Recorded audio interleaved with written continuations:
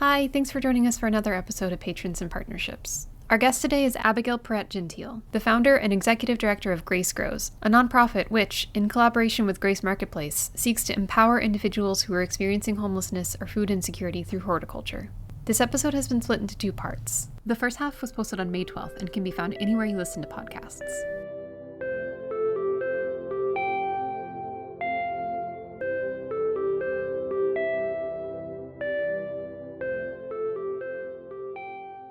That's the USDA Community Food Project Planning Grant, right? How successful has that been so far? So it's an implementation grant. Apologies, not implementation. It was a planning grant. And we did everything we said we would do. There's more that we would like to do to connect the dots. We would like to take all this data and feedback from the community with what they say, the assets that exist and the gaps in the systems that are very particular to that community. And we would like to show solutions that have been implemented elsewhere and get more feedback from the community on which solutions they would like to see here, and use that as like the final presentation, like a pretty document to give back to them, but also to give to people in positions of power who can actually help resource stuff like that. So there is implementation that still needs to be done, but we've just gotten incredible feedback from the community. It's been difficult because it's a pandemic. It's through a whole pandemic, but there's so many people that have gotten so excited that are just so like tired of this subject matter because they've been advocating for the same things in their community for 30 years. And we didn't want to just repeat what they were saying. We wanted to take what they were saying and amplify it in ways that could garner funding and resources for that community and generate power within that community. But honestly, like, we're not really saying anything that hasn't been said before. I was going to ask if you'd learned anything new, if there were any surprises in the feedback, anything that prompted you to change old practices. There's some interesting stuff in the data. I think one of the more powerful things is like the quotes that we got from the focus groups that we did, because, people have been saying we need a grocery store, we need transportation, we need access to healthy food. There's all these different things that we know people have been asking for.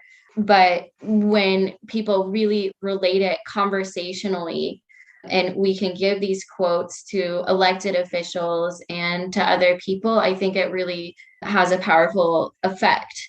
And the other advantage of doing it this way is that we put the whole process in the hands of the people who were impacted. And so I think it went a long way to garnering trust, because we didn't just go into the community, get information, and then publish an academic article.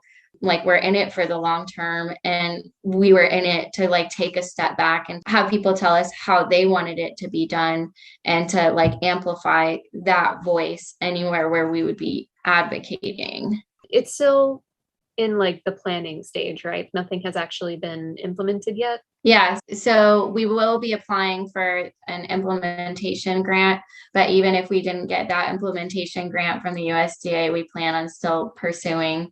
Are you able to talk about what that might look like going forward, or is it under wraps because it's still in the planning stage? It's not that it's under wraps because it's in the planning stage.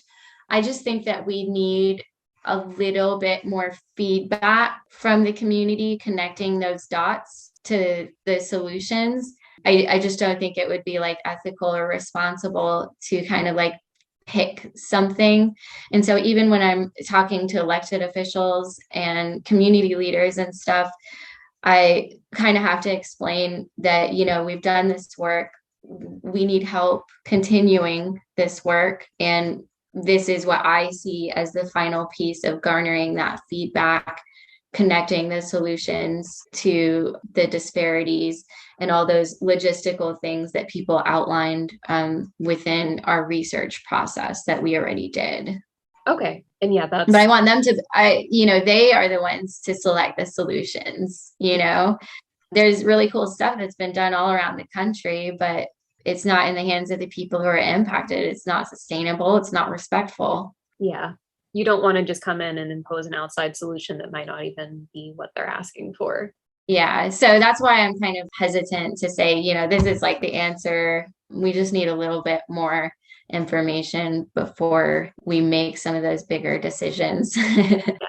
How have you been collecting feedback from that community? Is there any way that people can reach out to you if they're part of those impacted communities? Yeah, we did go door to door. We did surveys digitally, door to door. We did focus groups. But if people still want to talk about it, they can always reach out to us. My email at Grace Grows is just gracegardenproject@gmail.com.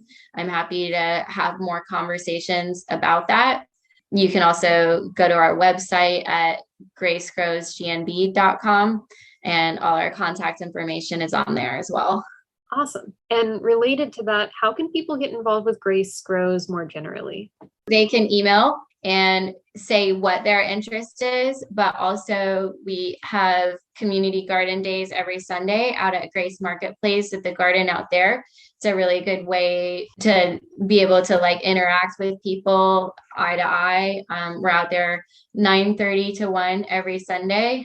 You can just get a hold of us, let us know you're coming out so we can show you the ropes and make sure to meet you out there. But from there, we've had a lot of people get involved in other aspects of the organization. We're also looking for board members. We also put a priority on board members who have been impacted in some way. Someone who can actually speak to the experiences. Yes. Yeah. Yeah. And we're open to everybody with the skills and insights needed, but we do want to help upend that hierarchy that exists even in the nonprofit world. Yeah. And you want the people you're helping to actually feel represented. You don't want to be. Yeah, absolutely. Yeah. It's a big problem. Yeah, for real. So Grace Grows used to hold events, right? Before the pandemic? Kind of. I mean, we do fundraisers every year. And then we used to have a lot more group activities in the garden. But what I've noticed is that people who benefit from the garden tend to shy away a little bit more. And so we do accommodate groups, but we just had so many reaching out that it became more about facilitating these groups. And we wanted to make sure that our resources went into actually, interacting with the people that had gardens there. And so we reduced that a little bit, which kind of sucks because it was really helpful in other ways for fundraising and stuff. But, we still have outside volunteers do the majority of the labor. We like to keep the hard labor for the outside volunteers so that the people out here can enjoy the garden in the way that they would like a little bit more. That's totally fair. Do you have any events that you're planning for 2022, or are you planning to just keep it steady as it has been? So, don't have a named event yet. We will do some holiday fundraisers. We usually do one fundraiser a year. So we did a comedy show dinner one year that was really fun. We even had some of our gardeners out at Grace come attend, and we would like to do something like that again this year, COVID permitting. Yeah, here's hoping. Do you have any community partners or partnerships that you do events with?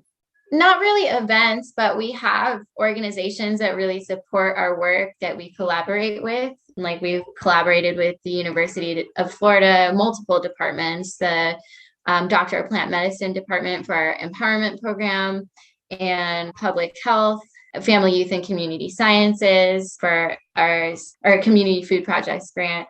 And then the Partnership for Reimagining Gainesville has actually funded us for the past year to create a toolkit for us to help other organizations and people to recreate the community engagement process that we've been using. That sounds really cool.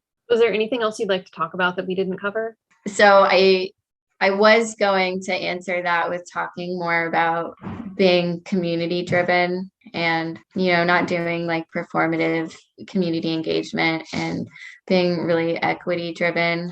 But it's kind of hard to talk about because you can say it, but the proof is really in the pudding and like actually following through with what you're doing. Anyone can say that those things matter, but they really do. And, I rail on that a lot with the people that I work with, just because it's my hope that we can interact in that way, because I really do think that it leads to more success in addressing different injustices, and it's a more respectful approach.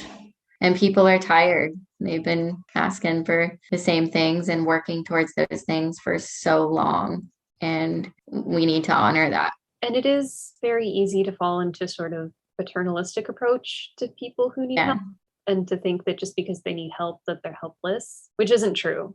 We have so when we started the Community Food Project, we had community members nominate people in the community that were doing some sort of work in any kind of food systems or related human services, feeding their neighbors, you name it. And we just got this incredibly long list of people in that particular community who've just been helping each other for years and years. And it was such a long list of these incredible human beings, and they don't get traditionally recognized for what they contribute, but it's amazing. And this community is not just a food desert community. It's full of these incredible people with incredible knowledge that can do really great things.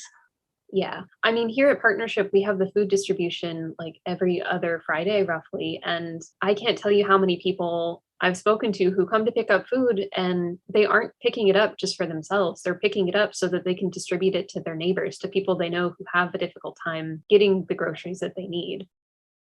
Absolutely. That was one of the data points actually that we had in our project. We asked people, how often they're helping their neighbors get food, how often their neighbors are helping them get food, all sorts of stuff, so that we can really get an accurate picture of that. It's heartening to know that there are organizations like Grace Grows that aren't just coming into communities and assuming that, these people need everything done for them. You're going in there and you're asking, what can we do to support you? What do you need in order to achieve your goals? Not just being like, here's what we're going to do for you. Yeah, that doesn't work, clearly.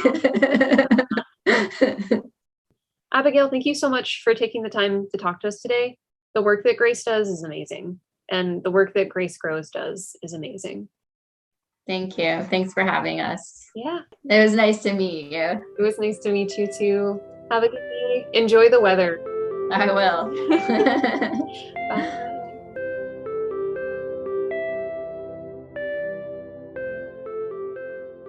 Thanks for listening to Patrons and Partnerships. If you know of an individual or organization you'd like to recommend for an interview, email us at lpsfprogram@gmail.com. To listen to more episodes, find us on Apple Podcasts, Stitcher, or Spotify. And be sure to check out the Alachua County Library on Spotify while you're there for chill playlists to read to, handpicked by our librarians. Again, the first half of this episode was posted on May 12th and can be found anywhere you listen to podcasts. ACLD is happy to welcome you back for in-person programming at all library locations. Join library staff for arts and crafts, book clubs, and educational programs like computer classes and conversation clubs for ESL speakers. Registration is required and seats are limited. Visit aclib.us/events to view and register for programs. Alachua County teens ages 11 to 17 looking to read and flex their trivia skills this summer can join the Library District's annual Battle of the Books. Participants receive free copies of the 3 books selected for the competition, then face off in the Battle of the Books on July 23rd on Zoom. Check this episode description for a link to register. Join the Library District and our community partners to celebrate the start of Summer at the Library on Saturday, June 4th from 10 a.m. to noon at Depot Park. Register the whole family for Beanstack, our Summer at the Library tracking program, and receive a free book for kids and teens ages 18 and younger, and a goodie bag for all ages. Track your reading and summer fun from May 28th to July 31st to earn badges for chances to win a grand prize tablet from PDQ Restaurant and weekly pizza prizes from 5 Star Pizza. See you there!